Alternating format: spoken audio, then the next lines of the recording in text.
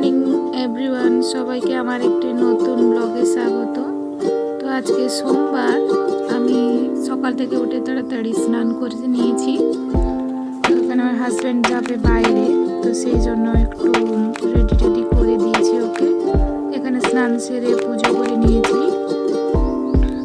তো ও তো যেহেতু বাইরে যাবে, সেই জন্য তাড়াতাড়ি সব কিছু কাজ সকাল থেকে উঠেই কমপ্লিট করে নিয়েছি। এরপরে চা খেতে বসে দিলাম। চাটা খেয়ে